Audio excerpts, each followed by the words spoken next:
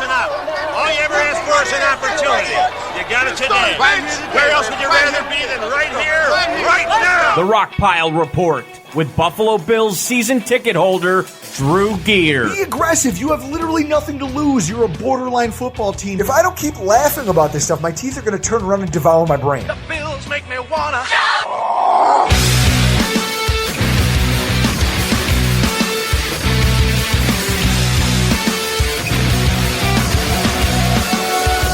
Third and 12 for Darnold, another third and one situation.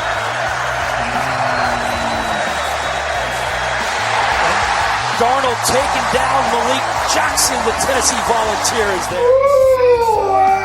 Welcome, everybody, to another edition of the Rockpile Report podcast. I am your host, Bills season ticket holder Drew Gear. That is my producer, Chris Kruger, and that was Dan Hellie from Fox Sports talking about one of my man crushes of the free agent period. Malik Jackson.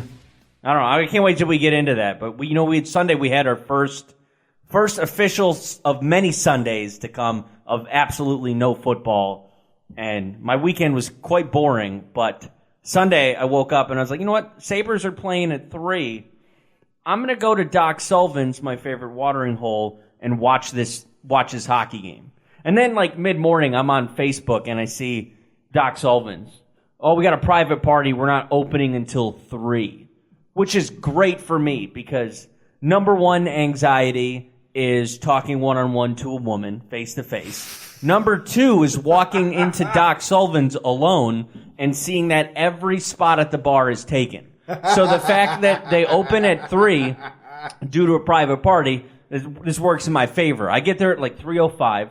Anybody goes to Doc Sullivan's and you go south on Abbott, you know that there's like a small private lot right next to it with a gate. Not like an automated gate, but a gate you would see at a park where you have to physically get out of your vehicle, do a lock, push it open, drive in. There's a van parked in the first spot, but it's pulled forward, blocking anybody from getting in or out of that lot. And there's like 4 or 5 cars behind the van in the lot.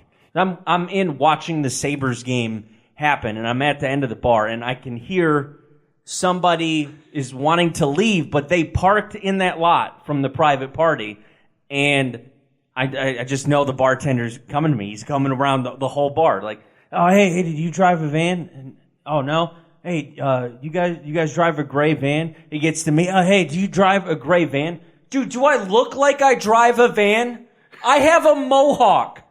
People with Mohawks do not drive Honda Odysseys. It is not mine. And there was like 10 to 15 people at the bar, and that got a little bit of a laugh from some people, which was great. But Sunday, where can people come see this Mohawk and your teeth? Folks, you can come check out Chris's stupid hair and hear more of these hilarious stories of his social anxiety. At 34 Rush, we are going to be doing a show with the guys from Rock Sports Network and the Huddle TV show. There's a huge signing event going on. Bills-centric signing event on Sunday at Batavia Downs. It's going to be crazy. You're talking Marv Levy's going to be there, Stevie Johnson, Kenny Davis. I want to just ask Kenny Davis if he still believes that a helicopter is the reason that Scott Norwood missed that field goal. Because he seems convinced that some Black Hawk providing security is the reason they lost the game. I think Fred Smirlis will be there too. Josh Allen's going to be there. There's so many former Bills that are going to be there. It's going to be a great event. If autographs are your thing, or just getting some FaceTime with guys who are legends in a Bills jersey, come on out. It's going to be fun. You can have a beer 5 with Chris and I. Pick our brains about why Chris does this to himself and his ridiculous hair. How do I deal with it and not just bash him in the head with things on a regular basis? I don't know. Come on down. It's going to be a great time. Again, Batavia Downs Casino this weekend, 34 Rush. The show starts, if you can't make it down, the show will air not only on WBGT TV in Rochester, but it's also going to be on Facebook Live at noon on the Rock Sports Network page. There's going to be a link to it in the show's description if you want to tune in. It's going to be a lot of fun. And we also completely understand if you don't want to come and stay inside and watch AAF football. We get it. Folks, Now, see, I missed the AAF games this weekend, mostly because my Sunday was spent drinking my way through a 12-pack and making my first prime rib ever. I gotta tell you, don't do it to yourself. Not because it won't be delicious, but because when you're drunk and surrounded by more delicious meat than any one man should ever be able to get his hands on at one time, Chris, it's human nature to go overboard, right? Oh, absolutely. I was drunk with power. I was walking around, literally at one point, shirtless, with just a piece of prime rib in my hand, just walking around with a beer in the other, just thinking, is this it? Have I peaked? Is this the top of the mountain? Is this as happy as one man can ever be? I don't know. We're going to find out. But with that said, we got a lot of tweets and a lot of things about over the weekend. Mike Crow, listener of the show, he and I go back and forth on Facebook all the time. And he was talking to me about the AAF games, and I recorded them, and I went back and watched some of them. I got to tell you, this is interesting stuff, Chris. I mean, they did get a lot of help from that one hit. Yes. That blew up social media, and that could be a catalyst for how the rest of the season goes. Well, that's it. So the question becomes, is the average football fan going to gravitate towards this? I have a list of pros and cons. Okay? I'd like to just break this down as simply as possible. The pros and cons to continuing to follow the AAF after week 1. Reasons to avoid it. Okay, first and foremost, one of the main reasons to avoid the AAF is to avoid being reminded of how poorly the Buffalo Bills have done over the last decade at evaluating talent and drafting. I mean, the number of players that used to be in a Bills uniform who are playing AAF football right now is staggering to me. The moment I turned it on Saturday, they were doing a story on Ron Brooks. Of course they're doing a story on Ron Brooks. I'm sure Greg Trelone begged them to do it. Friend of the show, flag holder for the team. I bet you he was begging them, please, Ron Brooks. Because Ron Brooks was the supposed, what was he, the savior of our secondary? So, or very early in our podcast history, somebody tweeted at us or joined a conversation with us on Twitter and literally said that they would rather have Ron Brooks than Stephon Gilmore. It's a classic tweet. I wish I had a screenshot. Exactly. One of them has a ring. One of them's big in the AAF. Great. Wonderful. Colton Schmidt, former Bills punter, AAF material. Ryan Davis, former Bills defensive end, recent defensive end. Keith Tolbridge, an undrafted free agent we brought into training camp last year. I mean, the just between coaches, Dennis Thurman is in the AAF. Dennis Thurman. People, you have to? He didn't do anything here. I have to watch these things and just think to myself, if there's any silver line? Sterling Moore. Sterling Moore's there. Linebacker Carl Bradford. Mo Porter. Look, just all of these guys. None of these names ring a bell. Evan Rodriguez. And no, not the good one who plays for the Sabres. Yeah. Some fullback wannabe. None of those names ring a bell unless they play for the Bills. Nor should they. They should never ring a bell for anyone. The only thing they should be ringing is things up at Home Depot. And yet they're here playing football. It makes it incredibly hard to take the whole thing seriously when you look at it. And it makes me feel bad that I have to know that these guys were part of our team. It's frustrating. It makes me feel bad about where we've come from. Chris, another thing that I feel like is a con that's working against the AAF. How many people rely on this time of year, especially Bills fans, to recover from the football season? This is usually the time. Chris, it takes a lot to be a Buffalo Bills fan. Think about the seasons outside of last year. Think about every season when it ends. There's that little, especially when the Patriots are in and winning the Super Bowl, there's a bad taste in your mouth. It takes a while for that to go away. Yeah, but for me, I was somewhat looking forward to the season being over. That way I didn't have to look at Potter's face for a couple of months. He's going to fight you, I swear to God. It's going to be great. We're going to televise it. And with that, the last thing I can think of, reasons to boycott this thing or at least avoid it, is that Jeff Fisher's involved. Jeff Fisher. Okay? The same Jeff Fisher that I've long said should have been dumped in Guantanamo Bay years ago for all of the things he's done to the game of football. I mean, Chris, the last chance he got, he butchered an NFL football game from the booth. I mean, that's Jeff Fisher. That could be ruled as assault in some states. He is the reverse King Midas. Everything he touches does in fact turn to shit. Why should I believe that something he's heavily involved in is going to succeed? Why should I take time out of my day for that? I don't know. I mean, or at least for me, I watched Sunday night's game with Marvin Lewis in the booth, and I tweeted that gif out of from Major League Two, Monty, the other broadcaster next to Bob Uecker, fly ball caught.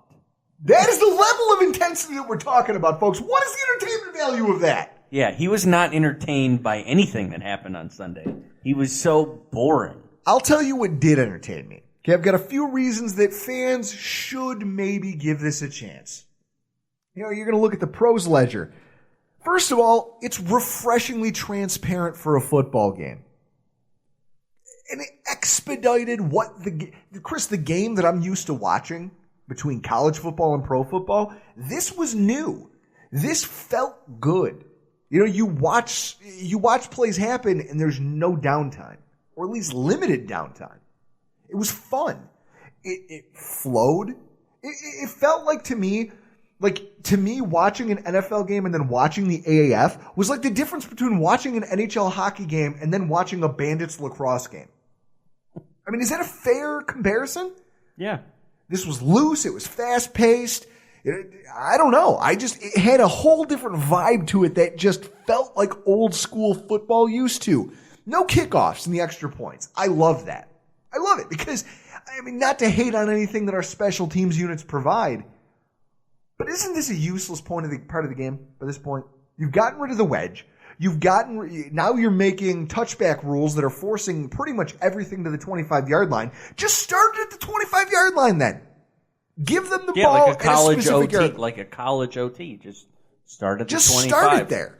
I'm not a person who wants to see special teams phased out of the NFL. Not by a long shot. But I have to tell you, watching football without it, I didn't miss it. I did not miss it. Yeah, and then you have like the horror stories on kickoffs. Remember Kevin Everett? Do I remember it? That was fucking horrific. Yeah, you eliminate stuff like that happening with the no kickoffs. Also, fewer TV timeouts and flags. The stoppages in play. The natural stoppages in play. Do you remember this season? I do, because I drunkenly tweeted at NFL officiating that they were ruining the game. And then I found out that I had emailed my ticket rep, Chris, my season ticket rep. I sent him a very hostile, drunk email in the middle of that Jaguars game when the refs threw a flag on 5 straight plays. 5 straight plays! There was a flag thrown against one team or the other, and I sent him an angry email just stating that this game sucks, this league sucks, and I hate everything. You know, you're missing a bullet point here on a reason to watch. I just thought of it. The replay official mic'd up. Oh, no, that's huge. That's part of the transparency. When you're talking about hearing how these decisions get made, I mean, think about how many times have we as Bills fans been watching a game like, I don't know, New England, when Kelvin Benjamin scores a touchdown, and then they go to the booth, and then they come back, and they just say, hey, that's not a touchdown catch. And then it turns out later one of the officials on the field said, well, it's a touchdown catch. I don't know what happened.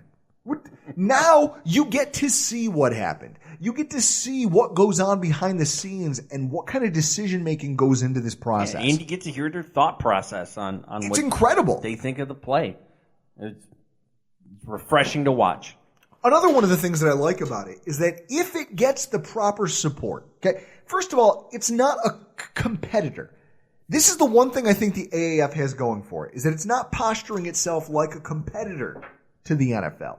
And it's a difference worth noting. The XFL tried to outdo the NFL. The USFL thought, hey, we can just throw as much money around as we can and buy players from the NFL, and inevitably that'll get us enough popularity that we can be on the same page. They saw themselves as, XFL tried to out-innovate the NFL. The USFL tried to outspend the NFL. Both of them failed. The AAF is taking a different track altogether, and they're talking about working sort of in lockstep. They want to get to a point where they can work in lockstep with the NFL. I mean, Chris, think about how their contracts are structured. Any one of these players, a guy who's playing right now that I'm a huge fan of, Ron Brooks. AJ Tarpley, former Bills linebacker, most famously known for his interception of Ryan Fitzpatrick during the game where we started 2 practice squad linebackers and won the game and kept the Jets out of the playoffs. Huge. That was the downfall of Todd Bowles. That was the start of his just decline into mediocrity. To see him out there getting chances to play again, guys like this, it's good. I think it's good because it's taking guys who washed out of the NFL and giving them a chance to prove that, hey, maybe I've learned, maybe I've matured. Because think about it, Chris, the fringe guys on the average NFL roster don't get many chances, do they? No. If you're not a top 4 draft pick, you don't have a lot of rope. So if you have 2 seasons where you don't do that well, you're out. Your ass out because they're going to find somebody younger than you it's like AAA baseball. They'll just cycle somebody else in younger than you because there's a never-ending supply of them. This is a way for guys like that to prove that they can still hone their skills and be something useful at the NFL level. Yeah, well, I mean, one of the positions that you're not going to get a whole bunch of looks at outside of preseason would be the quarterback position. Man, no, but even with that, Chris, it reminds me of NFL Europe, okay? And for all of you out there who just said, what the fuck is NFL Europe? Just know that I hate you because it means that you're so young. Yeah. You're so incredibly young. I feel like Billy Madison. I just want to grab your face. Be like, don't ever change. Yes, it's like the NFL, except it's in a different country and not as talented. No, but think about it. Even NFL Europe, it was the first crack the NFL really took at a developmental league, and look at the talent that did inevitably come out of it. To say that there was none would be doing a disrespect to the players who came out. Quarterbacks did come out of that league, Chris. John Kitna, Jake Delhomme, and Super Bowl winner Kurt Warner all spent time in NFL Europe. Pro Bowler and Super Bowl champ linebacker James Harrison. James Harrison was seen as a tweener who was too small to play D-line, not big enough. You're a big and you're kind of slow for a linebacker, but you're not too small to play defensive line. There's no place for you in the NFL. No? Oh, okay. James Harrison. That guy's a legend. He had to earn his chops somehow, but he proved that he had it. And he got a legit crack at the NFL, and he made it. Future Hall of Fame kicker Adam Vinatieri got his start in NFL Europe. And Bills fan favorite running back Fred Jackson. Fred Jackson played in NFL Europe for 3 years, Chris. Yeah, and then he got the chance from Marv Levy because they both went to Co.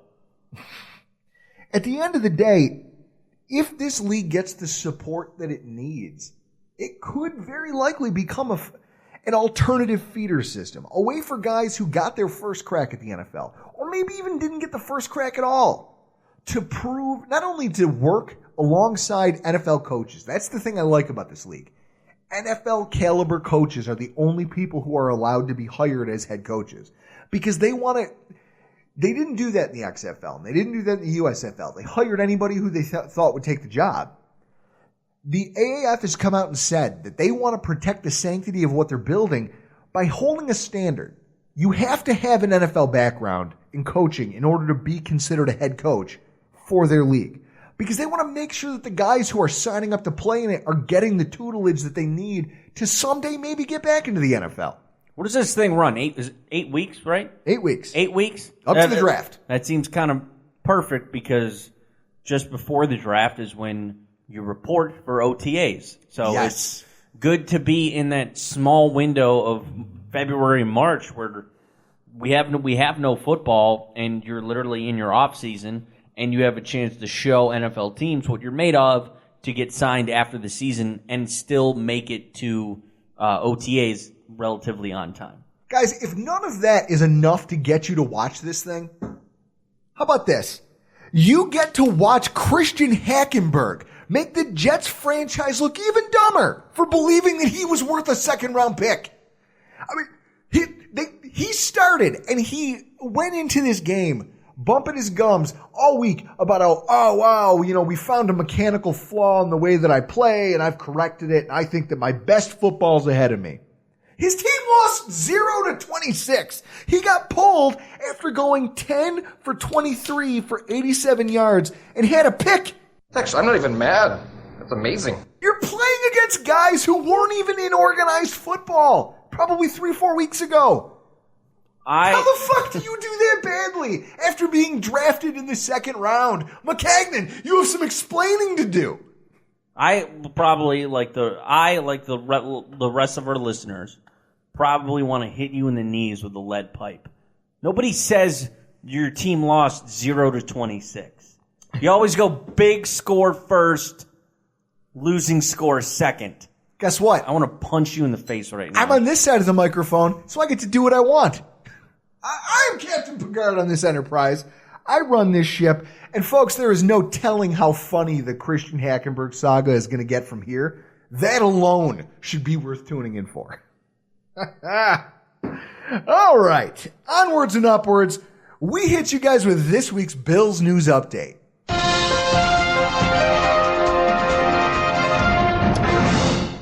The Bills are already tinkering in free agency by signing center Spencer Long. Does that mean Groy's gone? Please? Mercifully, I believe so. Please? Last week, we talked and we outlined the fact that the Bills were going to be calculated and creative in the ways that they spent their cap space this season, Chris. Judicious, to quote Bean himself. And that's in an attempt to ensure that they not only improve on-field production, but also head into the it works for them on two fronts. You head into the 2019 draft with flexibility, but they also have in the back of their minds that 2020, we still need to have some wiggle room because we have young guys coming up for contracts that we might want to keep around. Like, I don't know, some guy named Trey White. I don't know. Have you ever heard of him? Heard of him. I mean, I also heard that we should have had Reuben Foster, but I mean, that's neither here nor there. I can't imagine who would say such an asinine thing, Chris. I can't imagine. Damn it.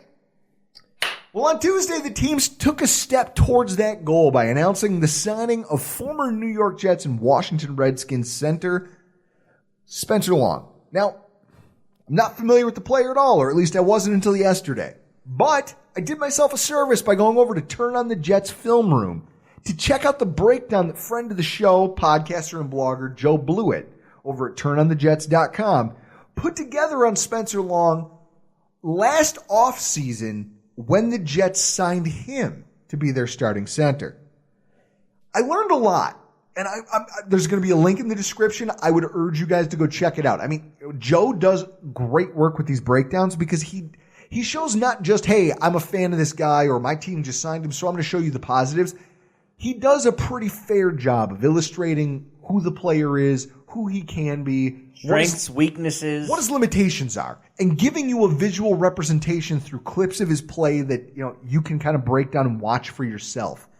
So with that said, after watching taking all of this in, going to a couple other outlets and picking through some things, this is what I've come up with in terms of Spencer Long. And I don't know how to feel about it, Chris, and I've actually been looking forward to talking to you about it. First of all, one of the things he has going for him is that he blocks with a mean streak, okay? He has an understanding of how to get to the second level and lay hits on players with almost ill intent. You know what I mean? Like, he's a guy who, if he's not hitting somebody on every play, he's not happy. He's a willing hitter, which is something that Richie Incognito thrived in that role of being a guard who would get out there and just bowl people over. And if he didn't have a block at the first level and he didn't have a block to make at the second level, he'd keep moving downfield looking for somebody to hit on every play. And to me, the average fan reading that, we don't have a run game. We haven't had one the last probably 2 seasons, legitimately. So reading that, okay, maybe he can help us in the run game. Now, you watch him play. I watched a lot of the clips. He has a solid base.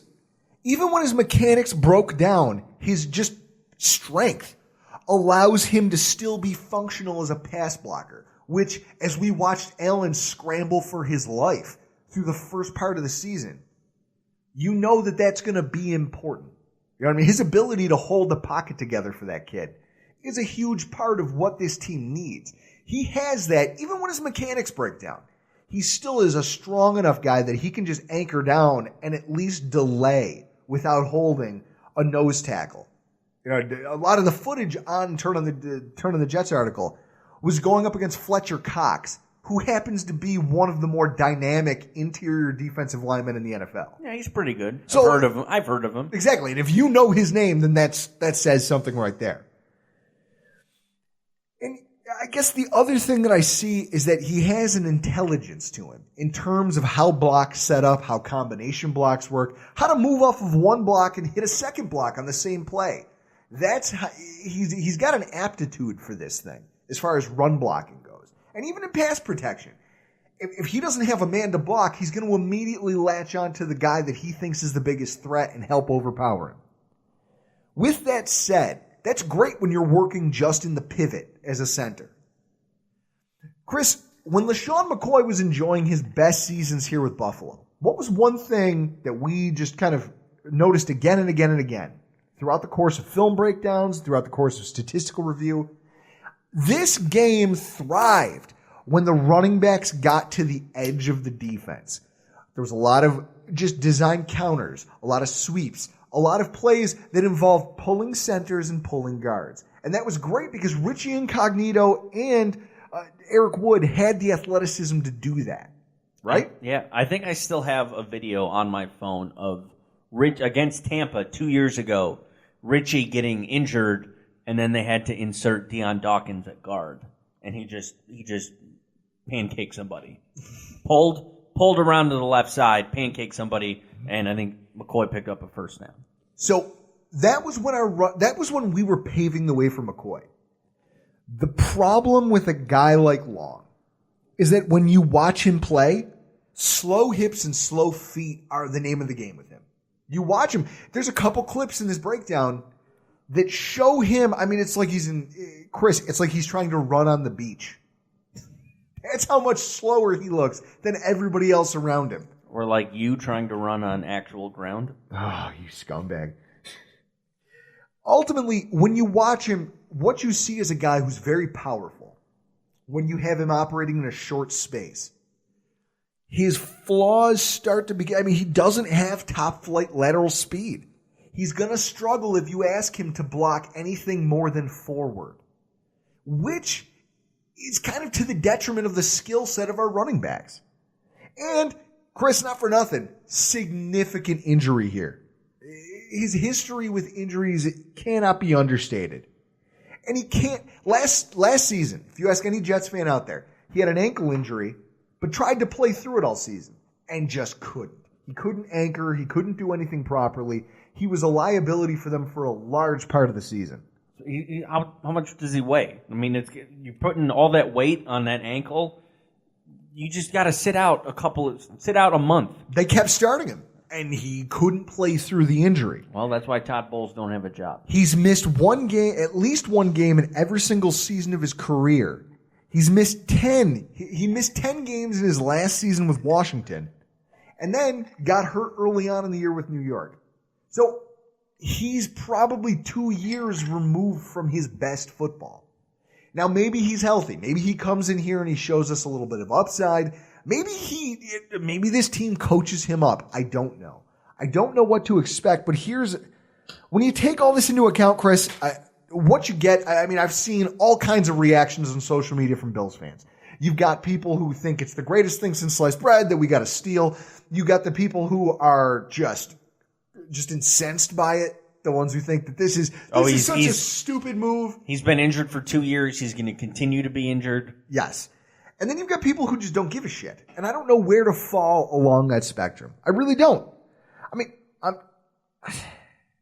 Because he's got upside, but banking on him to provide you anything significant, that's a kind of a dicey proposition. Well, because our offensive line has been so bad, I kind of immediately loop him into somebody that has a chance to start.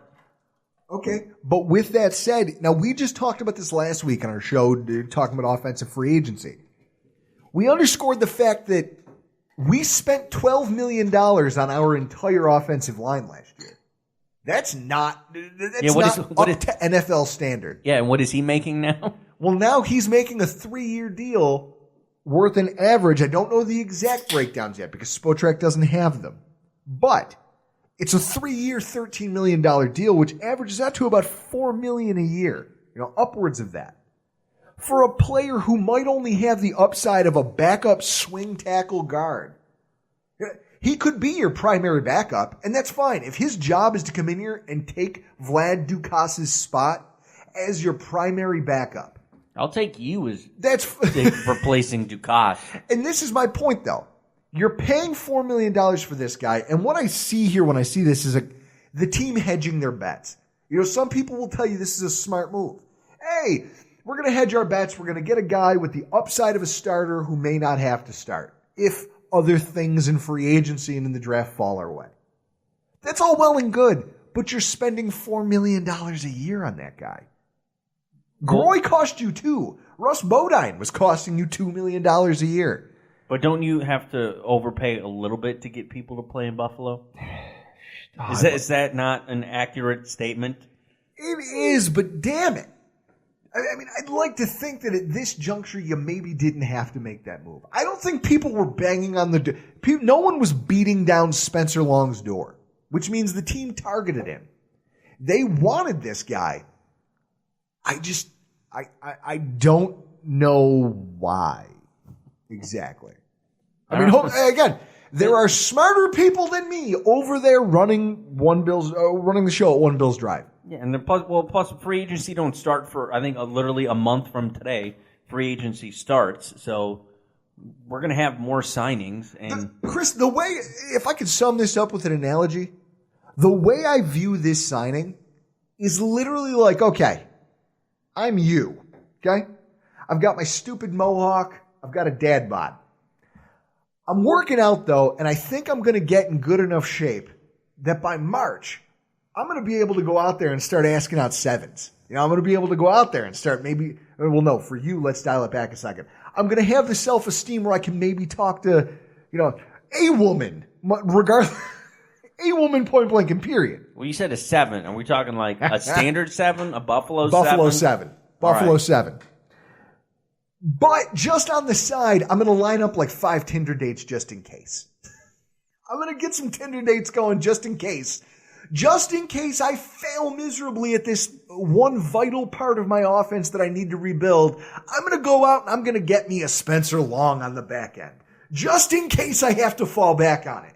I don't know why, but that just leaves a bad taste in my mouth. It does. What do you think? As a casual fan, what is your take on that? Looking through that lens at this whole situation. The fact that they're signing, because he got cut by the Jets, so you can sign him before free agency because he got cut, right? That's why we're able to sign him. Okay, Chris, if you watch a girl get dumped at a bar, you could pick her up right there. You know she's available. But I wouldn't. But maybe because he got cut by the Jets, we can immediately sign him. So obviously they're not happy with either Groy or Bodine. One of those guys has to get cut. There's no way you carry 3 centers. Well, Groy's a free agent. Okay, well Bodine is still under contract. They signed him to not re-sign Groy. There we go. We figured it out. Didn't take long. So I'm the smartest one on the show. Figured it out like that. It's going to be interesting to see how this plays out. I guess if nothing else, it is an insurance policy, but I don't know if I like it. I don't know if I like it. Chris, there's a lot not to like about this time of year, though. Teams are remaking their rosters. They're going to do things that ruffle everybody's feathers.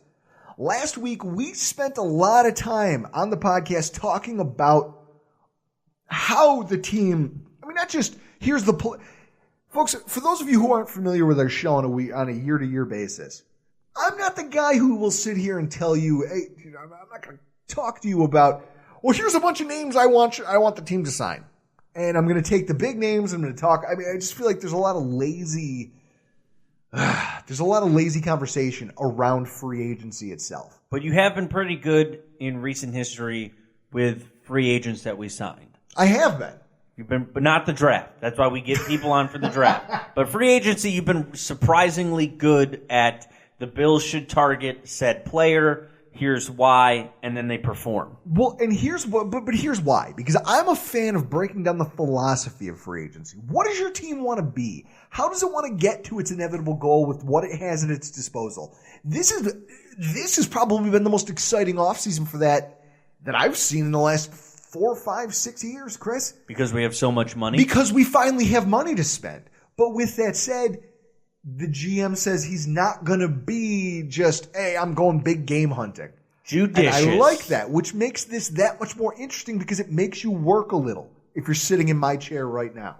So with that, last week we did a deep dive on offensive free agency philosophy. We named some players we like, but we talked about the entire roster on that side of the ball and how trends in the NFL from last season and seasons previous could kind of factor into the philosophy of how you build a roster going forward. We're going to do the same thing this week on the defensive side of the ball. Again, just for those of you who are coming into this new to it, cap situation. As of today, the Bills have 70, well, now that they've assigned, again, the numbers aren't, I don't know the cap hits annually for Spencer Long. So before that signing, $78 million, $84 million with what we believe to be the impending cuts of Charles Clay and Vlad Dukas. And once you factor in the inevitable increase in the salary cap, we're going to have around $91 million in total cap space. Okay? So when I look at trends from 2018 that might help shape what teams do or how teams view free agency in 2019. First and foremost, I'd like to underscore one thing. Spending on defensive players especially. Last week we talked a lot about wide receivers and how opening the checkbook for them hasn't panned out for a lot of teams. You kind of run into the same thing on defense when it came to last year's squads. The top 10 teams in spending in the NFL, okay?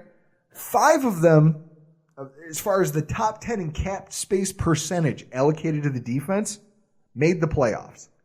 Every single one of those teams won their division, Chris. Okay? One NFC team, the Rams. Super Bowl. All 4 AFC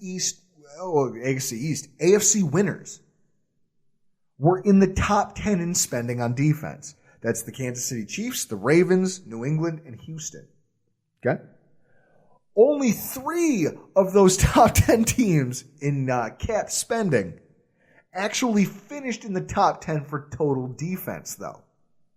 Only 3, Chris. So, what that means is that out of the 10 teams who spent the most money in the NFL on their defense last year, only 3 of them finished with good defenses. See, I'm of the mindset of being a hockey guy that big spending and free agency doesn't necessarily work. Because right now, if you look at the Sabres, you see that in Oposo. Mm-hmm. He's making a ton of money, and he's not producing what he should. And I think that translates to the NFL offense and defensive side of the ball. Well, look at that in terms of the trend of defensive back spending in the NFL. Chris, that's a valid point. The Bills were the number 1 passing defense as far as yards per game in 2018. But they ranked 20th in spending on defensive backs. Okay? 4 teams that spent top 10 money for their secondary finished in the NFL's bottom 10. Bottom 10! New England, Atlanta, the New York Jets, and the Houston Texans. And 2 of those teams made the playoffs. And, of course, New England's pass defense shows up in the Super Bowl. But they spent a ton, and that's it. So you got to the Super Bowl and your secondary showed up. But for 16 weeks during the regular season, you spent millions and got what is a mediocre to terrible return on your investment. And that's what free agency is all about. It's measuring return on investment. And that can't be stated enough. I mean, it doesn't matter what position across the defense. There's corollaries to be found here in regards to how different skill positions get paid, and how overinvestment on defense can come back to bite any team in football in the ass. The most recent example I can give anybody here, the Jacksonville Jaguars. 2017 offseason. 2016, the Jaguars go 3-13. They draft Leonard Fournette high in the draft. Okay? They load up on draft picks. They draft players. They bring in all this stuff. And then they go out and go on a spending spree. Okay? Spending spree in the offseason. They bring in, A.J. Bowie at cornerback. They bring in Calais Campbell on the defensive line. They bring in a bunch of players, including the guy that we talked about in the show's open. They bring in all of these new free agents that they think are going to, we're going to build a machine here. And combined with those premium draft picks, they took the Jaguars from a 3-13 season to 10-6, and were literally just one fumble blown dead away from going to a Super Bowl, Chris. A Super Bowl. But they fell short. Okay? And they did that while being one of the healthiest teams in football. Fast forward to 2018. With all the money that they threw around the previous season, they had nothing to work with last year. They had no way to restock the depth that they had lost. So when injuries happen, because you can't go 2 seasons being the healthiest team in football, all of their flaws got exposed and they fell to 5-11. And heading into 2019, they actually have to lose $6 million in cap space just to get under the cap. They are $6 million over. And everybody knows Blake Bortles is living on borrowed time, right, Chris? 100%. Okay, so cutting him, they are going to absorb one of the biggest dead money hits of all time.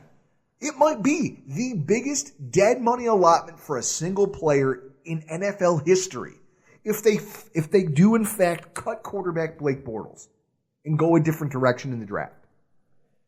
With that said, if they cut him, that'll trigger an additional $5 million of dead money being thrown on top of their books.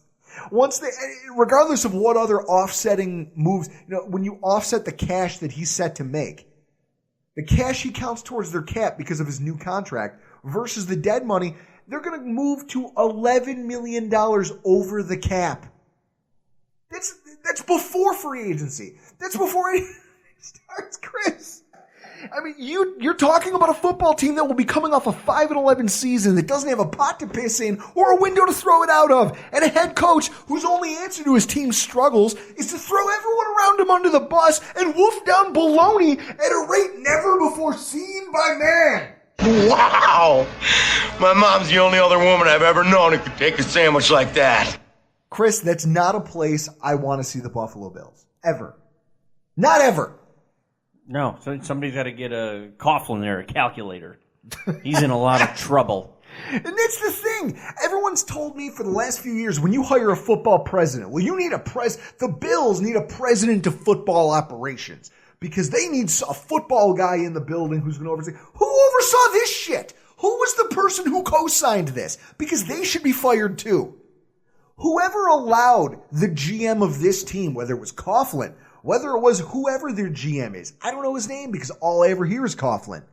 Whoever agreed a few years ago to sell out and go all in on a 1-year Super Bowl and set your team up for failure, they should be fired too.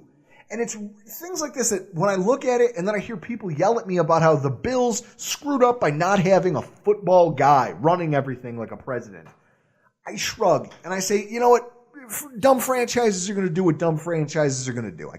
You can't stop it no matter how many people get involved and how many cooks you put in the kitchen. With that said, I look at the Bills defensively entering free agency, and you have to love where we are, Chris. I don't know, I know we need to do this for the sake of just in case we sign somebody on defense, but, I don't really know, are we going to sign somebody on defense? We seem so stacked, folks, at certain areas. Just to run this back for you before we go over a positional overview. Here's a breakdown. The Bills have 21 defensive players under contract already. Going into the next league year, they're already here. They're already under contract. In that group, we have 3 starting linebackers. In Lorenzo, we have Trey Edmonds, and we have Matt Milano. We have 2 starting safeties in Micah Hyde and Jordan Poyer. 2 of our 3 starting cornerbacks. We have Trey White, we have Taron Johnson, and we might have 3 if you guys think that Levi Wallace, based on his just top shelf performance down the stretch last year, deserves first shot at the gig. And we have 2 starting defensive ends and 1 starting defensive tackle. I think the thing that should impress Bills fans the most, and it underscores the way that this team has been constructed, is that with as many returning pieces to that starting 11 that we already have here in place, those 21 players make up just $61 million worth of cap space. That ranks us 26th in the NFL in spending right now. We're near the basement of the league in defensive spending, and we already have 2/3 of our starters in place. Weren't we a top 5 total defense last year? Nah, total defense struggled because our run defense was shit, but our pass defense was best in the NFL. There we go. So you've already got a leg up on a lot of your competition, but you're 26th in the league in spending on your defense. Tell me that doesn't make... I'm pitching a half stack just talking about it. My God. I got to open a fresh beer. So with that, Chris, we dip into the positions that kind of make up the Buffalo Bills defensive roster. And I like where we're at position by position. There's only a few spots I have for concern. But we're going to start with linebacker. At the linebacker position, in 2019, we already have a cap allocation of $9.4 million. When you look at what we have on the books, the Bills are in great shape here. Specifically, and that goes back to last year's draft. I mean, yes, a lot of that banks on Matt Milano coming back from his injury. That was so gross. But given the nature of the injury, I mean, it was a broken fibula. Yeah, it was disgusting to see. A lot of players come. It wasn't it wasn't a knee. There was no ligament damage involved. It was just a structural thing. So he's not going to have any joint pain. He's not going to have any problem cutting and doing the things that a linebacker has to do. There's not going to be any issue. Or at least there shouldn't be. I shouldn't say there's not because who friggin' knows.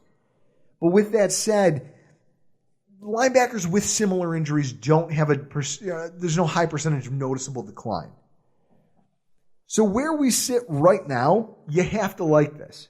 I mean, we've got, when you look at the linebackers, when we go into a nickel formation, Chris, which defenses more and more, you look at teams like the Rams, like the Chiefs, the way teams, how many teams, Chris, this offseason crowed about how they went out and got a young, offensive-minded head coach?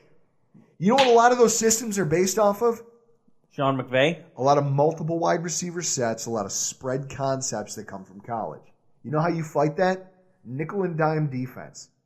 Yes. So go out in free agency and get yourself an Akel Roby-Coleman to blow people up. What you're looking at here is a team that has 2 interior linebackers who have flashed the potential to be impact players at the NFL level, who are both under contract for at least 2 more years, minimum, who have performed at high levels compared to what we've seen in the last decade. And they're here, and they're cheap. What? $3.61 million between the 2 of them, Chris. That's fucking incredible. Yeah, you gotta capitalize on that while you aren't paying them money. And then you throw in the presence of Lorenzo Alexander to kind of be that elder statesman in the room. He's a presence at the line of scrimmage. He helps in the run game. He gives you a little pass rush. And you've got a couple just depth players, special teamers behind him. So your room is pretty well fleshed out with veteran status. You've got the young guys who are going to be your starters and are potentially the future of the linebacking core of this team. And you've got depth. You can't ask for anything else for $9 million. I mean, genuinely, I think that they have the ability, just with what they have on hand, to field a pretty productive unit next season. I mean, you're talking about the growth of the young players that are already on it. Obviously, Lorenzo's not getting any younger, but Well, it's his last season. He's already said that. Yeah, so at the end of the day, you're still not in terrible shape at all when it comes to linebacker going into next year. Another position that's probably I would say the backbone of this team going into next year for defense, the cornerbacks and the safeties. For 2019, between the two positions, we have $18.8 million allocated to feeding everybody. A lot like the linebacker, this position underscores the way that the team is being built. Okay? Something that people who love cap talk, you can't not have a hard-on for this. You look back at those championship Seattle Seahawks teams, Chris. I'm not saying that we're on par with that, but I look at the philosophy that they were built under. We have a rookie quarterback who's young and he's learning. We have to hit on linebackers and we have to hit on secondary players. We have to find Richard Shermans. We have to find young guys who are relatively cheap as safeties, like Cam Chancellor and, what's his name? Earl Thomas. Earl Thomas. We have to find these guys. We have to go out and get them while they're young and cheap and win inside of that window before we start paying them. Well, right now, we're doing a great job of stacking cheap secondary talent. I mean, we talk about it almost weekly, but Hyde and Poyer are grossly underpaid for their performance. When you look at some of the guys like Eric Berry are in the top 50. Okay? Eric Berry is not a terrible safety, but he's in the top 50 for all NFL players. And at the same time, I don't know the production he gives the Chiefs, but I'll tell you this, I'd argue ours are better. They're younger, they're more physical, they don't have the injury history that he does. And yet, he's making their salaries combined. And Chris, what do you say to that?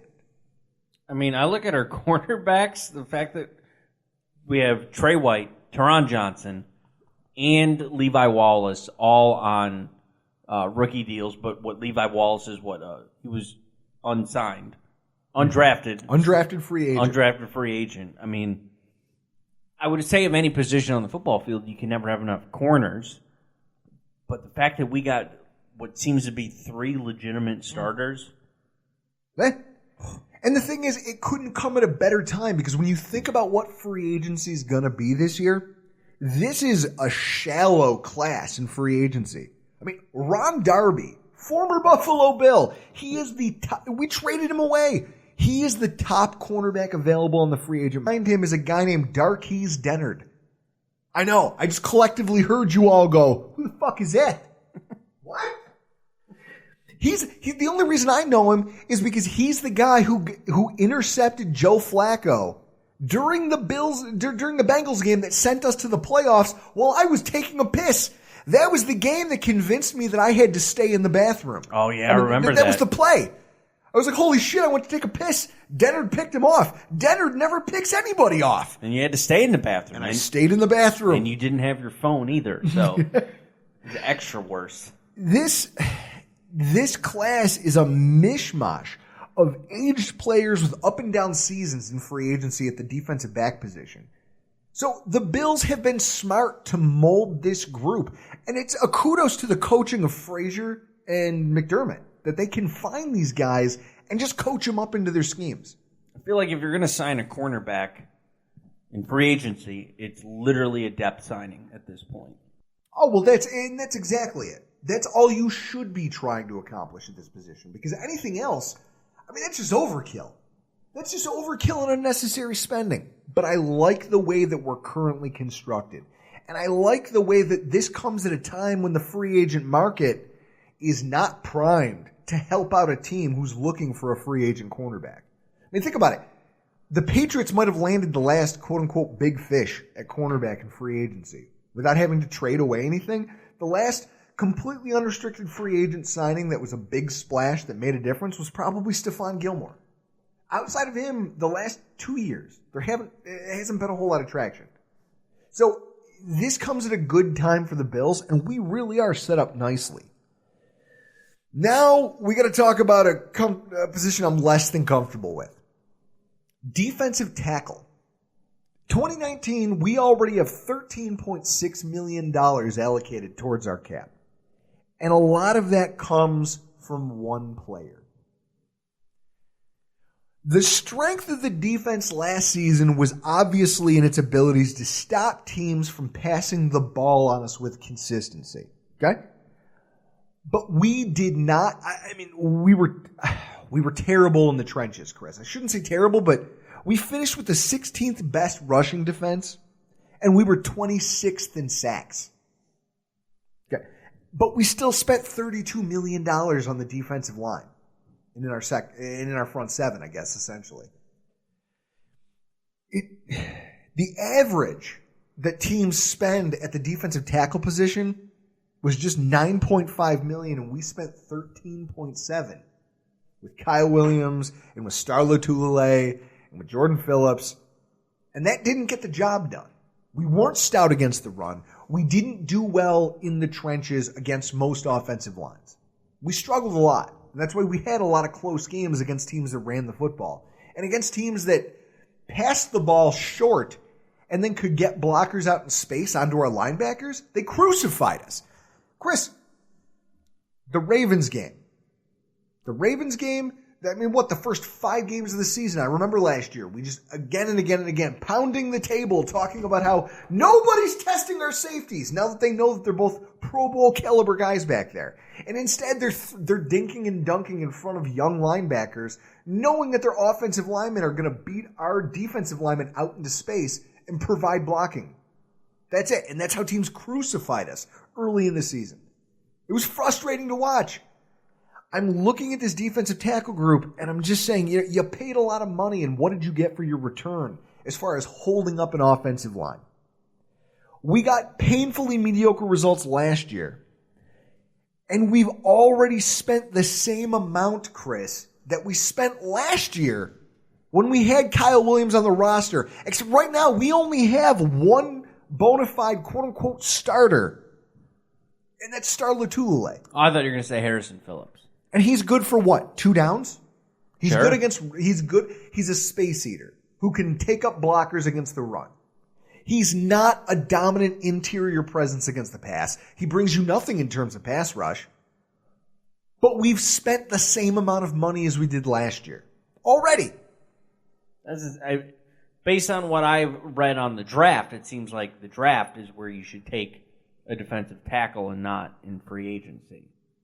But then again, I don't know much about the offseason of football. Is that not a fair statement?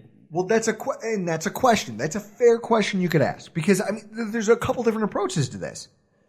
This draft is rich in defensive tackle prospects, cheap, cost-controlled assets with a lot of upside.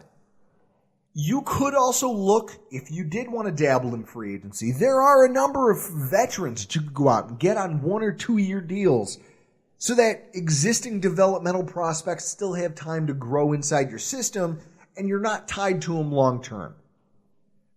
Ultimately, regardless of how you want to approach this is one of the biggest areas of need for the Buffalo Bills heading into the free agency period on the defensive side of the ball. And the problem is that, yes, you can go into the draft. That's the most cost-effective way to do it. Just to say, hey, the draft will solve all my problems. Look at Sheldon Rankins.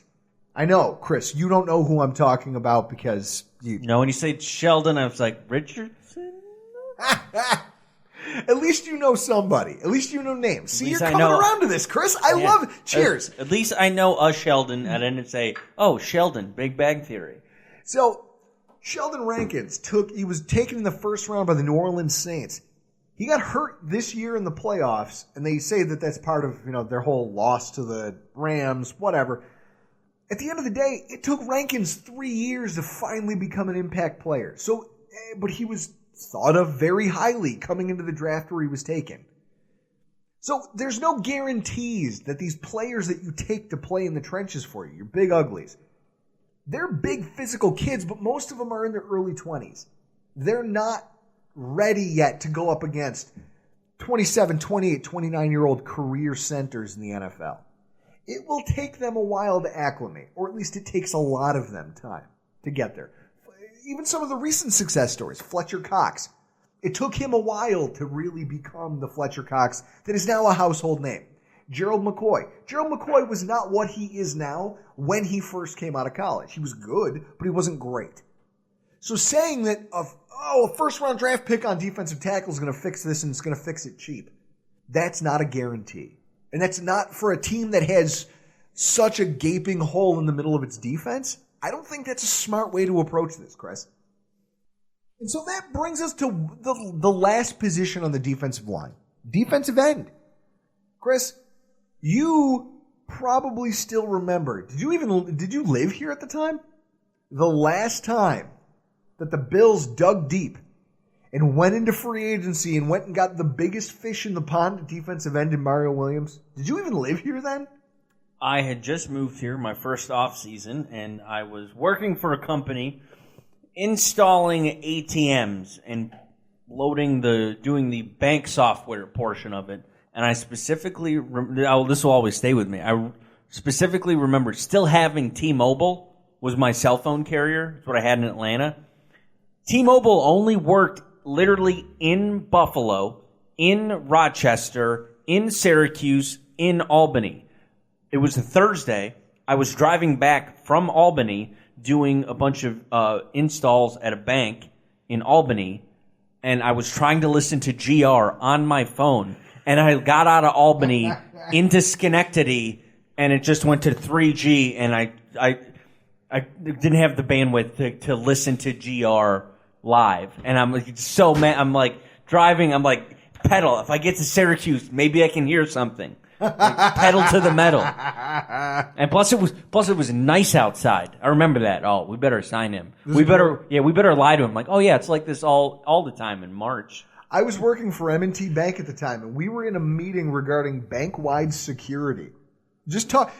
One of the guys who worked in bank security for M&T is a former Secret Service agent, and he's telling us all about, his whole thing was turn your cell phones off when you come in the room, deposit them in this box, you'll get them back at the end of the meeting. I don't want anything to leave this room. He seemed like a guy who worked for the Secret Service. Like, you walked in, you're like, Jesus, what's this guy's problem? And then his phone goes off in the middle of the meeting, and he looks around and goes, I don't know if this means anything to any of you, but apparently the Bills just signed someone named Mario Williams.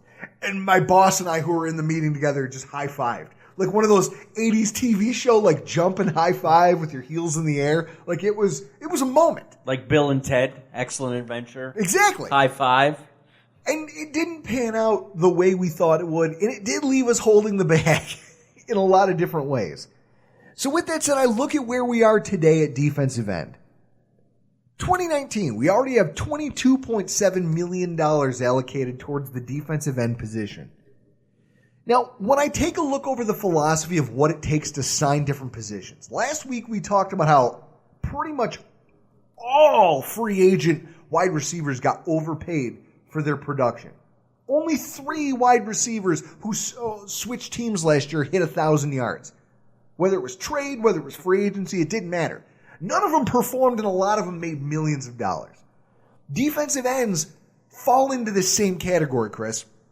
I took a look over the top 51 contracts in terms of total cap hit for next season.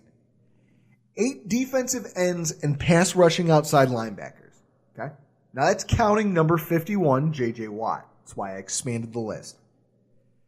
There was 5 defensive backs between safeties and cornerbacks, and just 1 stand-up interior linebacker, and that's Luke Kuechly from the Carolina Panthers. There's a reason for this, Chris. Game changers at the defensive end position don't ever get to see free agency. The ones who truly are franchise-changing talents never make it to unrestricted free agency. I mean, think about this. Khalil Mack.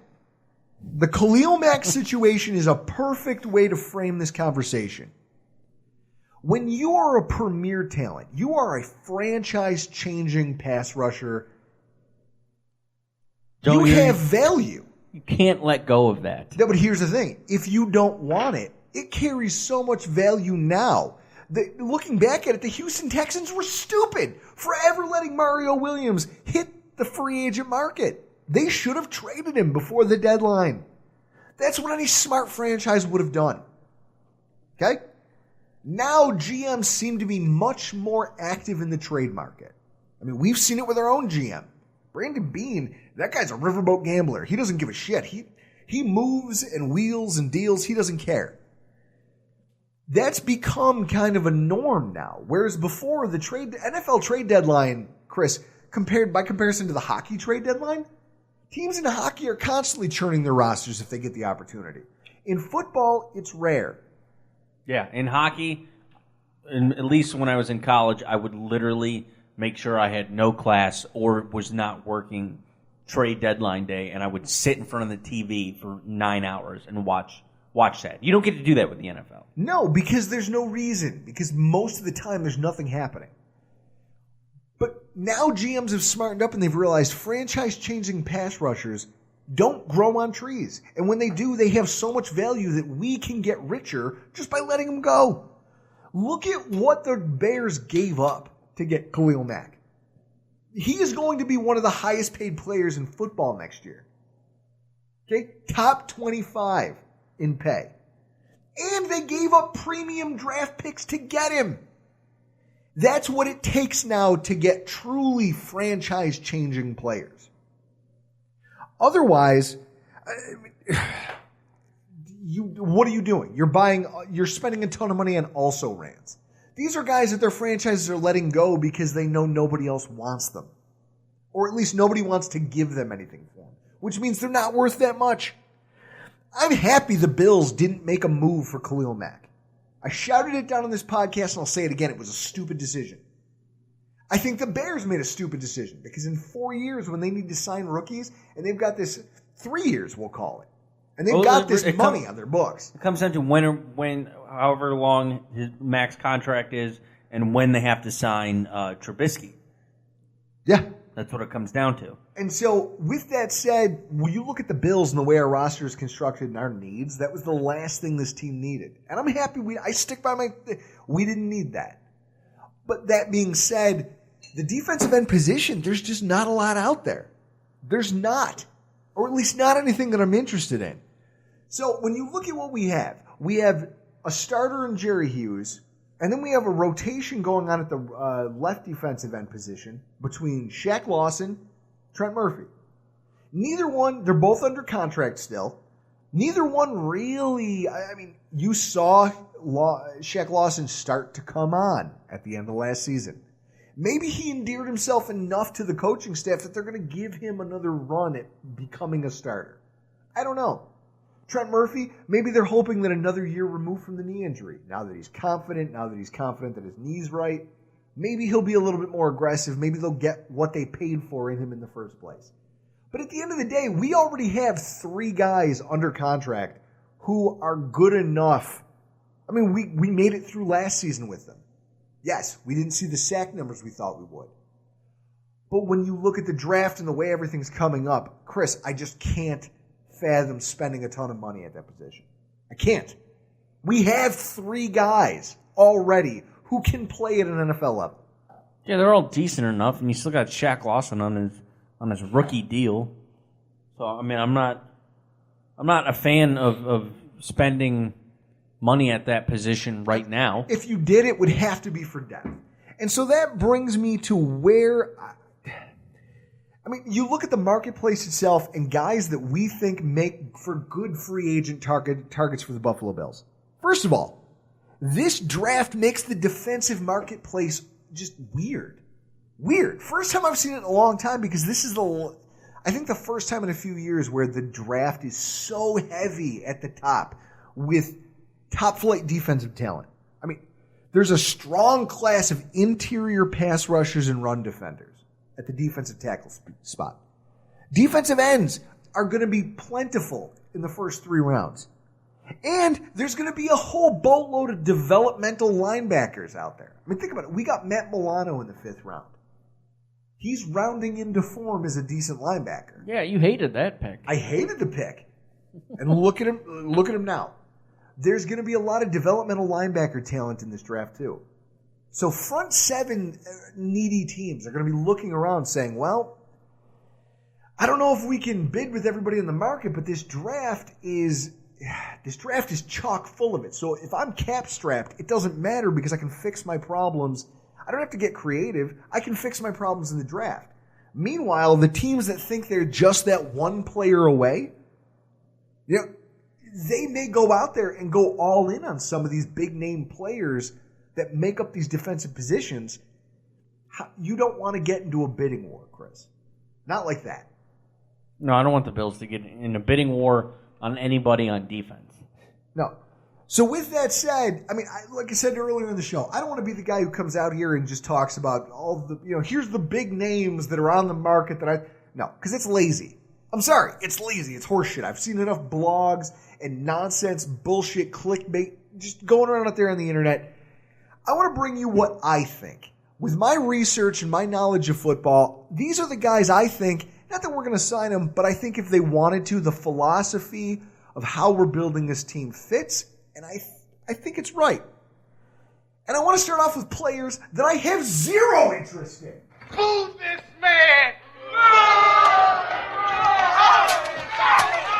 This list starts with every single one of the defensive ends in free agency who are 27 years or older. Okay? You've got Ezekiel Ansah out there at 30 years old. Who? I seem to recall. Wasn't he a top 10 pick? Yes. Hilariously enough. You've got a guy named Derek Shelby who's out there at 30. You've got, Michael Johnson of the Bengals. He's out there 32 years old. Vinny Curry, 31, and Coney Ely. These are just some examples of names that are getting floated around out there of, wow, they're past production and this, that, the other. They're old. They're slow. There's a reason that their teams are willing to let them hit unrestricted free agency. Chris, am I wrong? No, every one of these guys has an injury history. Yeah, I think the Bills should be wise to go younger on defense. If you're going to spend any kind of free agency draft capital on defense, I'd save it for the draft. Thank you. And that's it. When you look at the way we're constructed now and what we already have on the books, you've got 4 defensive ends. You've got a guy named Mike Love. No disrespect to Mike Love, but you've got 2 rotational guys and a legit starter in the NFL ahead of you on the depth chart. This team could add an impact player for cheap in the draft. Why would you throw significant money? I mean, anything more than $1 or $2, $3 million and any one of these guys over the age of 27 who's proven that A, they're not a franchise-changing talent, B, they all have an injury history. Every one of them. I've gone down the list. You can't find me one that hasn't missed time. Chris, this is like garbage picking. Okay? That's what this defensive end class is. It's sifting around for gold in a landfill. And I don't want to do it. I don't want to do it. Next on the list, cornerback Jason Verrett. Nothing against the guy. When he's healthy, he's a Pro Bowl talent. He's never healthy. He's E.J. Gaines on steroids. The guy's played 8 games in the last 3 years. No, I don't want that. Get that away from my team, please. Thank you. Thank you, sir. But I've already seen the idea floating around on the internet. It's just, it's a waste of breath. And I don't know, the kilobytes it took to post that. Then, last week, Nate Geary was all about bringing in a certain defensive end from the New England Patriots by the name of Trey Flowers. All about the idea. He crowed about how this guy you'd be weakening your opponent, you'd be strengthening your own team.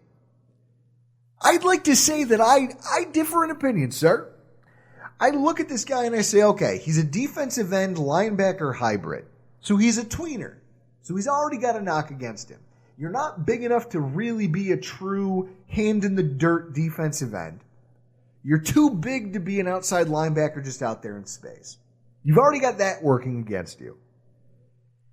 When I look at the New England Patriots and I think about defensive ends and I think about defensive players, really in general, who leave the Patriots and go to other franchises. Chris, Richard Seymour.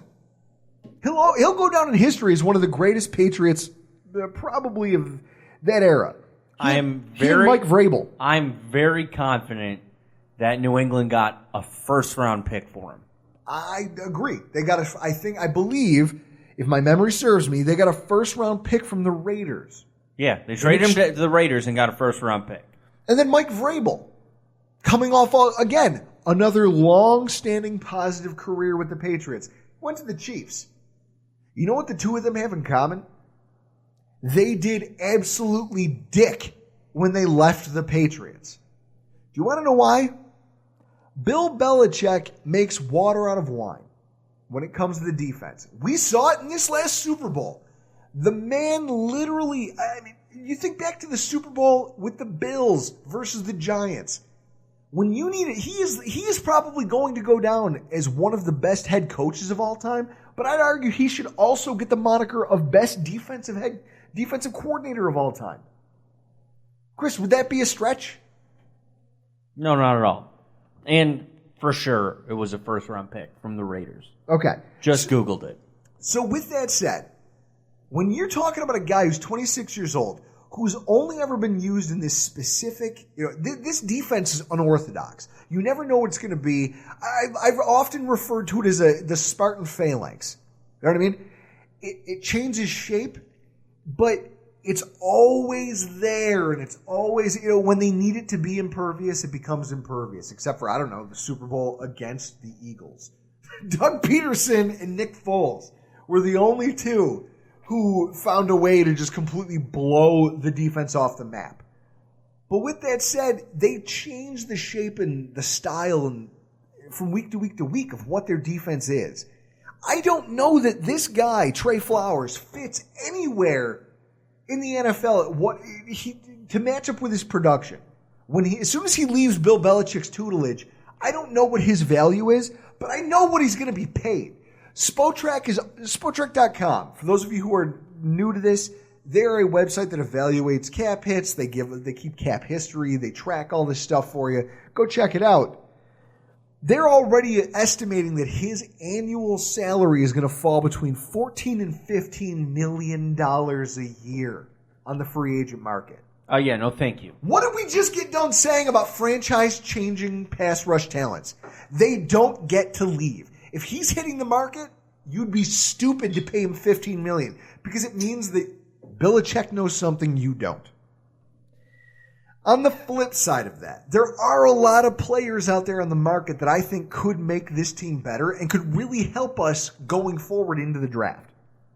And the first starts with the guy that you heard about in the intro, defensive tackle Malik Jackson. You're high! Are you out of your mind? Drew, you're obviously drunk. He's not a free agent.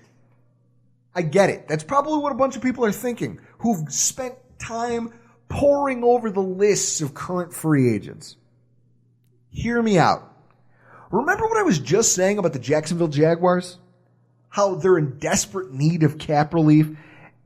Well, given last season that they moved Jackson from a starting defensive tackle to a rotational player at the end of last season, despite the fact that he had 3.5 sacks and was a Pro Bowler the previous season, it seems like the writing is on the wall for him. He's even admitted that he does not, publicly, that he does not believe that he has a future in Jacksonville. Knowing that the team can save $9 million in cap space just by cutting him.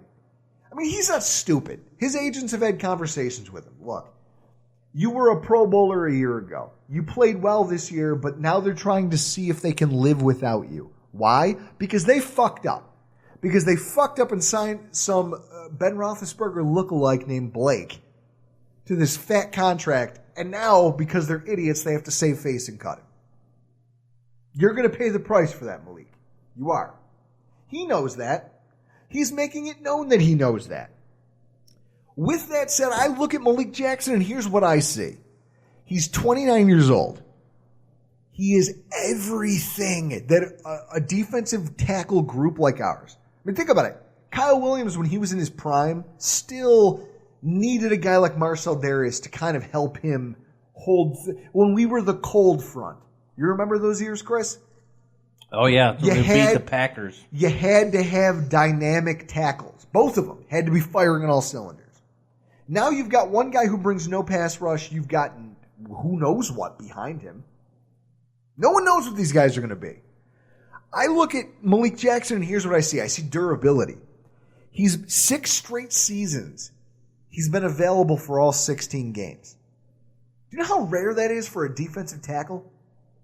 Oh, yeah, especially against the run when you have the offensive line crashing down on you. Bodies could fall on your leg, and you get an Eric Wood-style injury, and that hasn't happened to him? No. Pass rush. Okay? From the defensive tackle position, he has 32.5 career sacks, no fewer than 5 per year ever since he became a 16-game starter. It's pretty good. That's pretty good for a defensive tackle. And then his ability versus the run. I get it. Run defense is not dictated by one player. But it's worth noting that between Denver and Jacksonville, every single team he's been on where he got to play all 16 games, in the last 4 years, they've all finished top 5 in yards against for defense.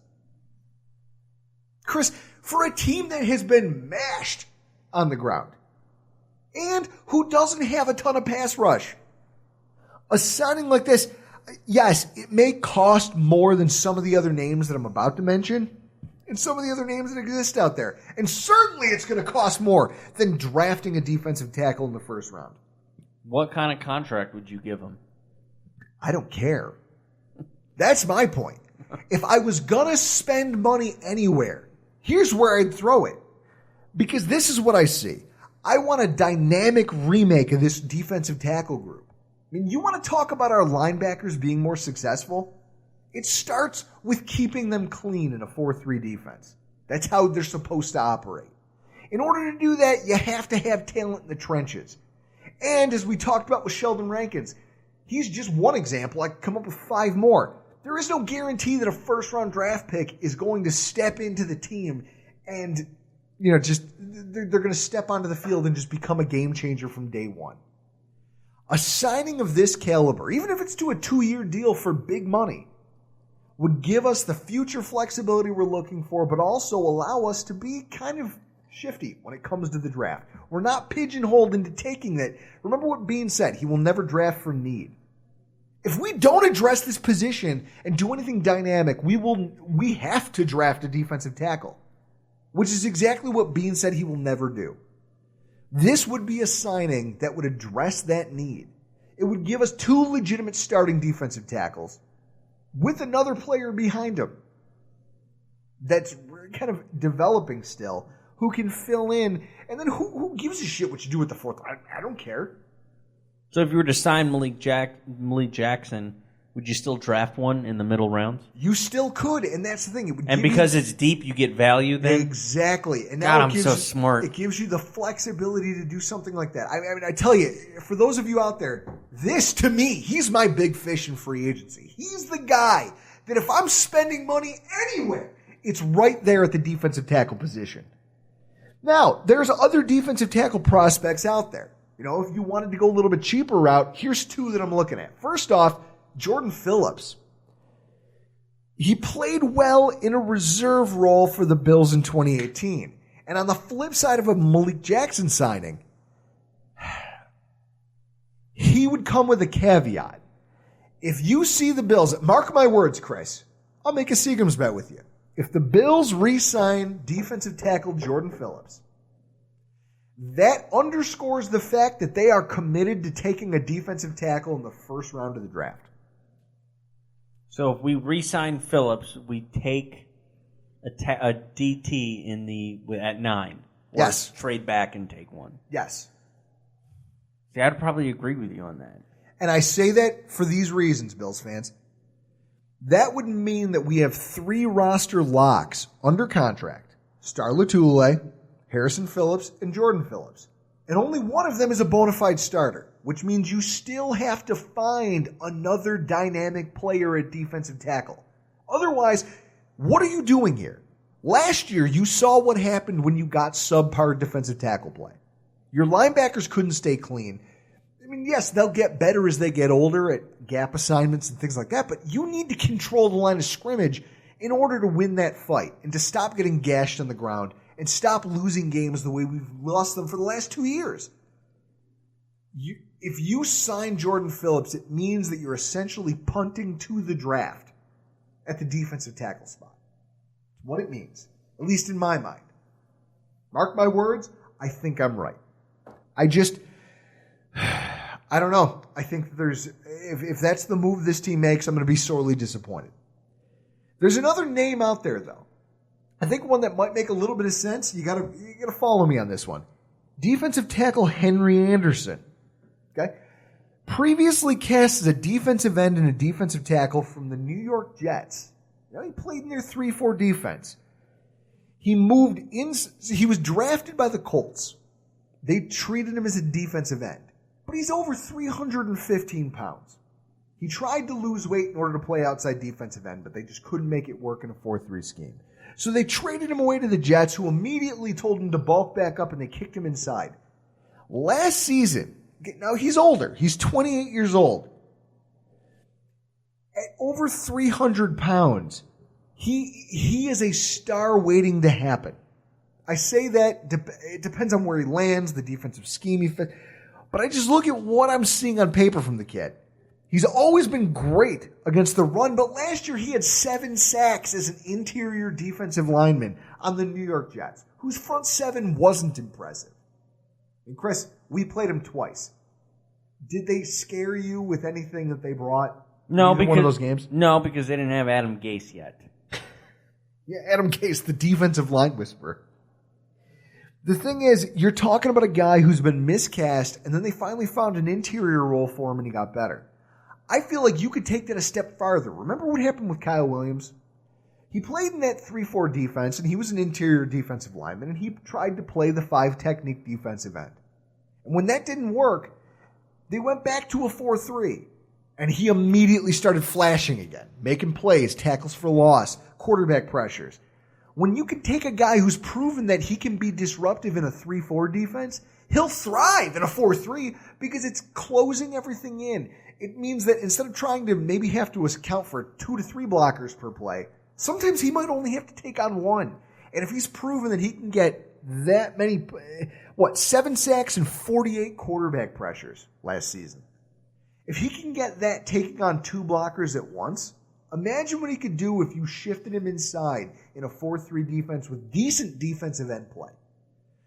Given the fact that he's 28 and he's never seen a meaningful free agent period, he could come at a reasonable contract. That's the thing I like about him. And think about that. This is a guy who isn't a household name. But 7 sacks is nothing to sneeze at. I'd never heard of him until he came out of your mouth 2 minutes ago. Fucking right you haven't, because I know football and you don't.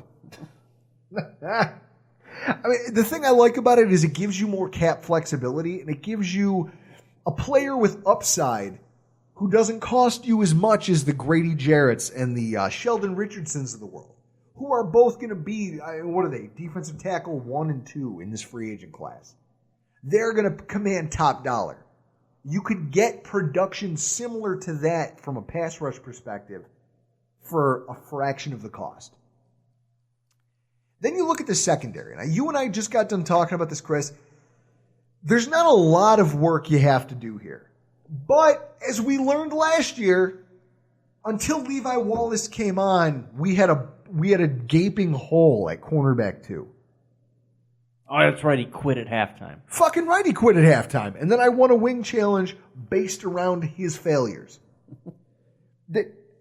When you look at that position, you can say, hey, Levi Wallace played 6 good weeks of football. We can give him the job.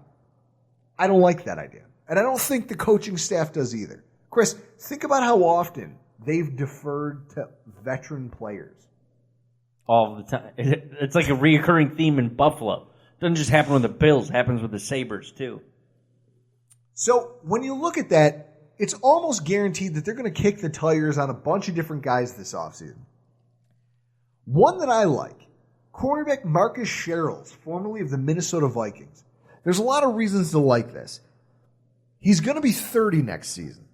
And you look at the Vikings roster and the way it's constructed, there's a lot of physicality and youth behind him on their roster already.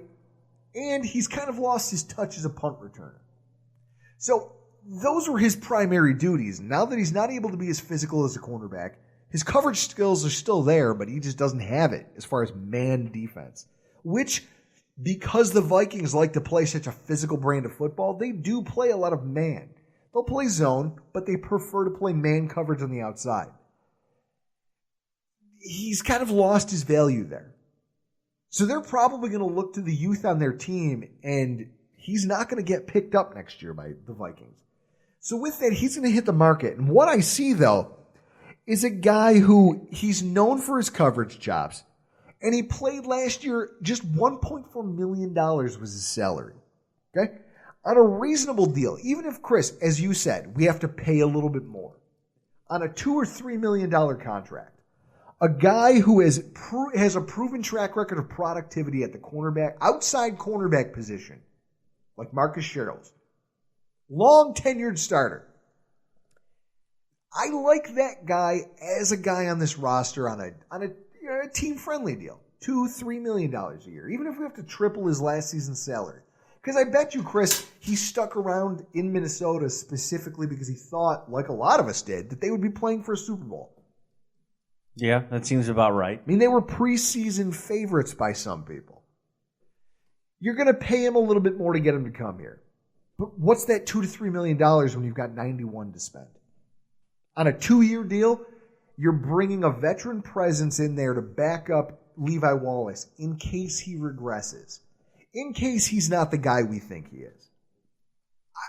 I just think it makes a lot of sense, especially considering that he comes from a 4-3 defense that like to mix coverages with zone and man press. I like that sounding a lot. I don't know about you. I don't know what your thoughts on it are. I don't know these names. That's my problem. I don't know. Who the hell are these people? Who the hell is Ramek Wilson? Fuck Ramik. Oh, you. Ramek. Ramek. Ramathorn. Yeah, that's like you trying to say miracle. Ramek? Folks. It doesn't matter. I've never heard of him. The Who the hell last is that? player on my list here. Again, we're talking about the philosophy that's been established by this team. Being young, you still want to maintain cap flexibility. There's a guy out there who can help this team in 2019. His name is linebacker Ramek Wilson. When you look at the linebacker class in the upcoming draft, there is a lot of late round picks or later round picks that have upside. So if they decided to go that route, I mean, like we said earlier, they already have 3 serviceable linebackers under contract. They don't have to make a move at this position. If they did, this is a direction I'd like them to go. A guy like Wilson could be sneaky. You're talking about a linebacker who has proven special teams ability throughout college, throughout his high school career. He started 4 games last year for the Rams. Okay, he finally snuck into a, hey, I'm going to start some games because of injury. I'm going to get in here. He showed athleticism both versus the run and the pass. You're talking 4 games. He had 35 tackles. 26 of them were solo, 3 tackles for a loss, 2 passes defended, and a forced fumble. Given just the devaluation of the position he would play as kind of a 4th linebacker, his contract would probably be reasonable. $2-3 million. I mean, he wasn't making more than that with the Rams. He was a guy who was a fringe player at best, but he flashed some ability here and there. He's a guy who could do what Lorenzo does, helps you on special teams, but he's got so much more defensive upside as a starter, as that 3rd linebacker when you want to line up in a traditional based 4-3 defense. Because we saw, Chris, the Patriots showed us last year, Remember how we underscored the fact that they just brutalized Lorenzo Alexander's lack of athleticism. He's slow enough now at his age that they knew they could burn him with wide receiver sweeps to Cordero Patterson, and they victimized him for 4 consecutive first downs on those types of plays. 4 in a row to Lorenzo's side of the defense. This is a guy who could come in at linebacker, who's young, who's cheap, who can still contribute a ton of snaps on special teams the same way Lorenzo Alexander used to. And you'd still get some upside of a starting linebacker. Now, this is just one guy, okay? But there's probably half a dozen out there who fit his mold. Chris, Lorenzo Alexander said it himself. He's going into his last year. Wouldn't you want a linebacker with a little bit of pro experience and upside behind him? Yes, that seems smart. Thank you. Even I would know to do that. Even just to take his special team snaps. A signing like this, now like I said, it doesn't have to be Ramik Wilson, but that kind of signing to me is a no-brainer. I'm sure we'll sign one of those players. You're pretty good at this free agency crap. I don't know.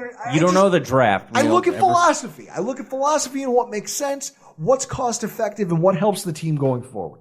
And understand, folks, this is just the philosophy behind these players. I mean, these are all just names. These are all just guys. I get it.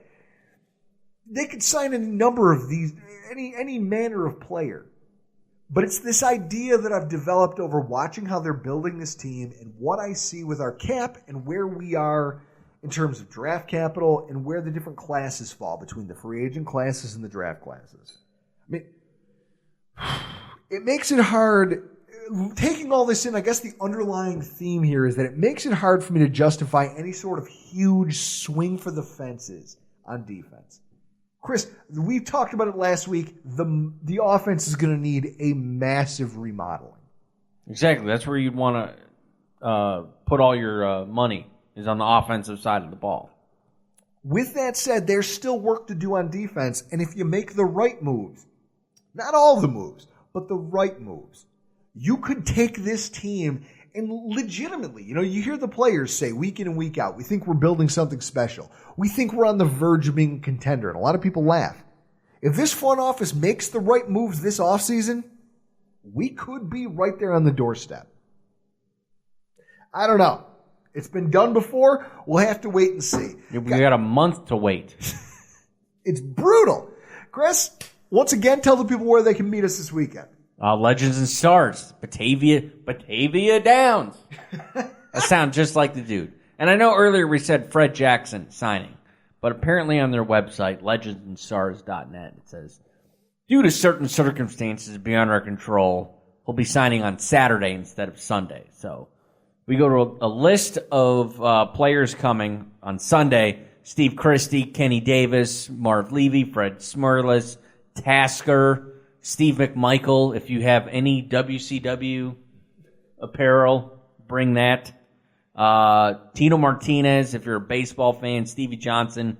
Josh Allen. Josh Allen signing is 2:30 to 4. And we will be there. Come check out Drew's teeth and my mohawk. Guys, if you can't make it down to Batavia Downs this weekend and come have a beer with us, at least tune in on Facebook, Rock Sports Network. Go check it out. We're going to be doing just an off-season primer, kind of a show for them, for their TV audience. I mean, you guys hear it every week, but it'll be different to see it, live on TV, hear me debate with other people about why I know more about football than them. It's going to be great. It's going to be a great time.